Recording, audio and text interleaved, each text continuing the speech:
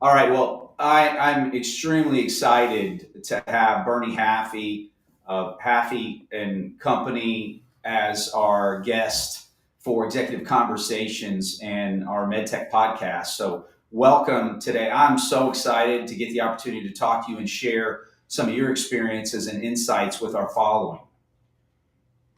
Thanks, Darwin. I'm honored to be here with you today and looking forward to a robust conversation. Absolutely. And I think I'll start out with I had the opportunity to hear you on a podcast with Jeff Pardo that was very impactful. And then the opportunity to read your book, Cutting Through. And there were so many scenarios in that book that for me were, that's right.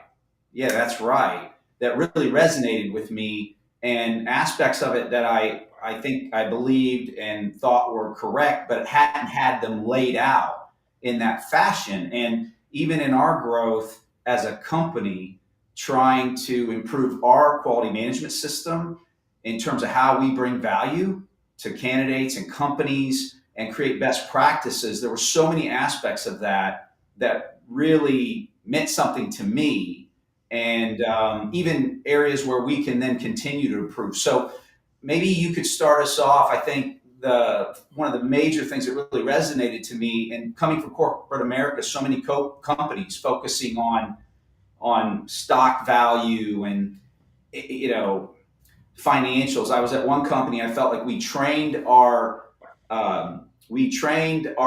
customers to take advantage of us at the end of every quarter because Of of the way course.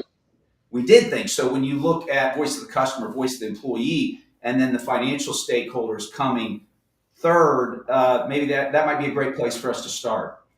Yeah. Well, that goes to the core management theory, and I believe you have to have a strong theory or point of view on how to lead before you can practice effectively.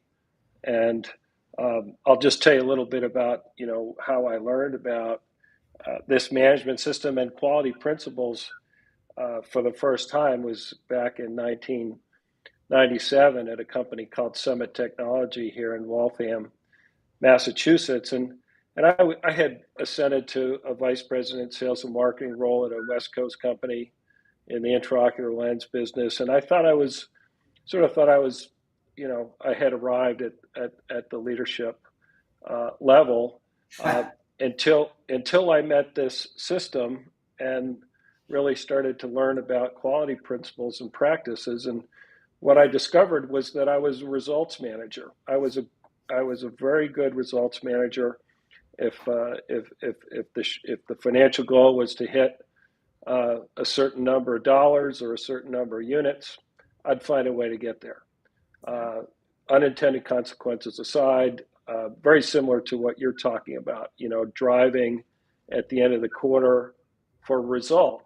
Yeah. And what I learned in this system, and in particular about management theory, is that it starts with leading indicators of future success.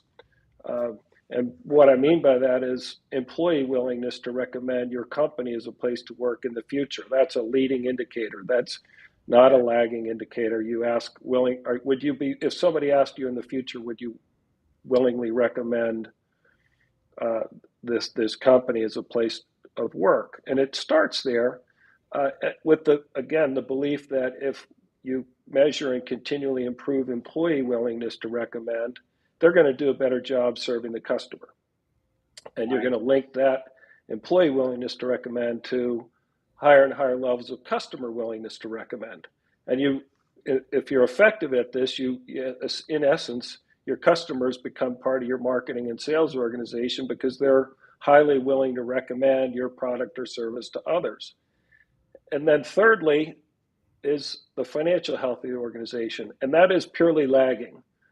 Unless you have a process that's got some measures in it um, that have some forward aspects to them. But generally speaking, the financial health of the organization, or the shareholder, as we call shareholder branch, is the nuts and bolts. That's your revenue, your margins, your units, your stock value, whatever.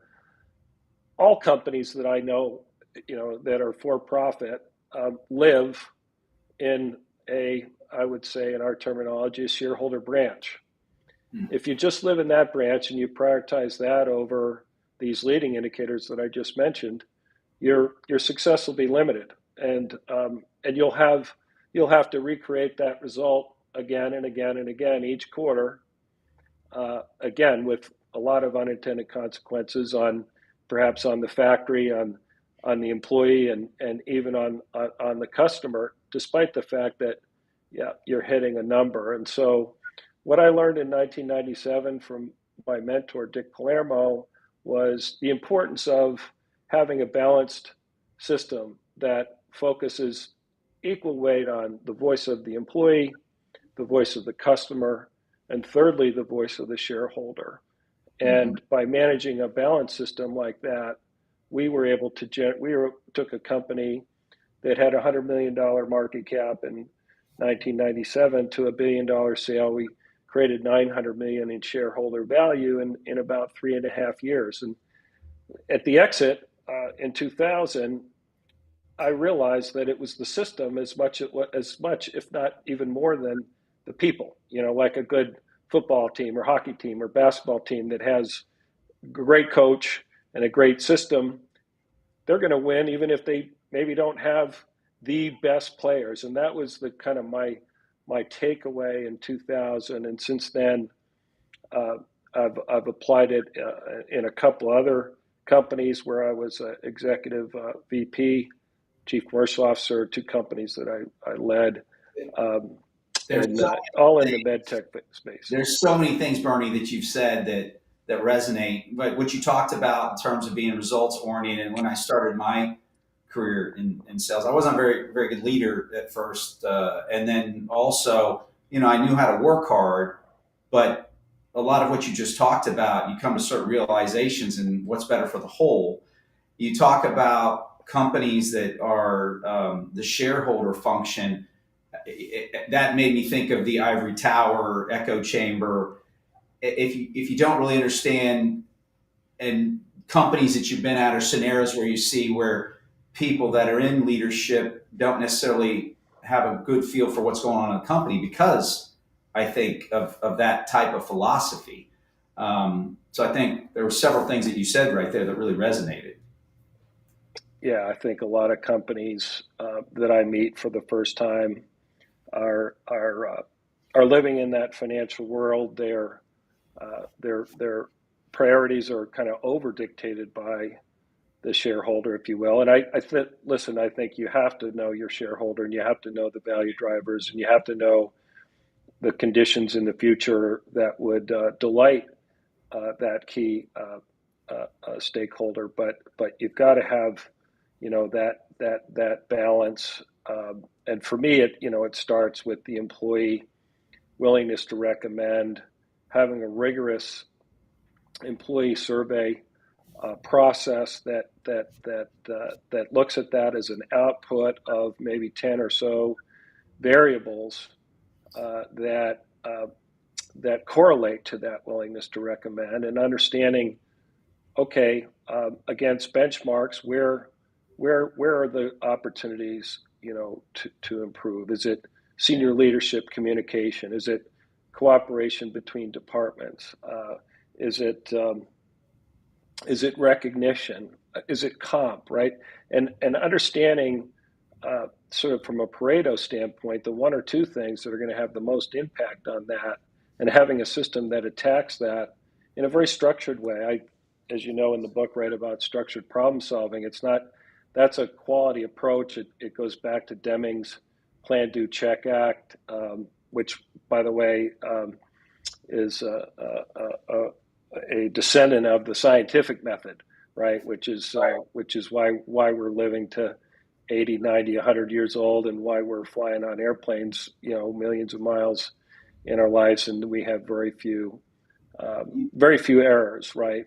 You talk about your mentor in one of the slides of my presentation that you asked me about the other day, and I froze. I couldn't remember what it was, but it's that 93% of the failures of human versus system scenarios is the quote that's on there, and the sports reference. Sports have always meant a lot to me, but you still have to play the game. You don't win on paper, and you look at even some of these areas where okay, you bring in better athletes or you have better talent that loses to a better system, and people that work That's right. together and actually are on the same page versus have more talent. That happens pretty regularly. Yep. So I think to your point, being systems based and understanding how you bring people value and the way you focus is extremely important. Yeah, and everybody's got to buy into the system for it to be effective. Another mentor that had a dramatic impact on my views is Bob Palmisano. He was CEO of Summit and later, in fact, just exited Wright Medical to Stryker for about $5 billion. And he was a basketball guy, and he would use an analogy where there's 10 seconds on the clock. He calls a timeout. The team's down by a point, and he draws up a play for the 5 players. And, you could think of those as 5 executives, right? And says, this is how we're going to execute the play. Darwin, you're going to set the pick. Bernie, you're going to shoot the bat. You're the shooter. And you have to say, even though you might want to be, you might think you're a better shooter and you should have the ball in your hands at that moment. The CEO is asking you to set the pick. And he said, Bob would say, look, if 4 out of 5 of you go out onto that court and execute the play in that system, and one doesn't, how likely are we going to score the winning basket? Versus, even if you think you have a better play, or in this case, a better management system or process, that it really doesn't matter, because consensus is and support for the system that you're in is critical. And so you can debate and you can discuss kind of offline improvements to your system, but there's one CEO, there's one coach, and when that CEO coach calls a play, it's incumbent on the leadership to execute that play, or execute within the system, within the management system that is agreed, and through the methods and through the common language and all of that. And when you get to that place, you as the company / team is exponentially more effective. That resonates more than you know. I mean, the first thing I thought of was extreme ownership, and how in that book they talk about, if you're not getting what you want from leadership, don't blame leadership, look at yourself. How are you communicating it? How are you sharing what that is? And also, how open are you to being that you might be wrong? And then making sure that you share that information. But if after that information is shared and the leader decides, no, I hear you, but this is why we're going to do this, then you buy in like it was your idea.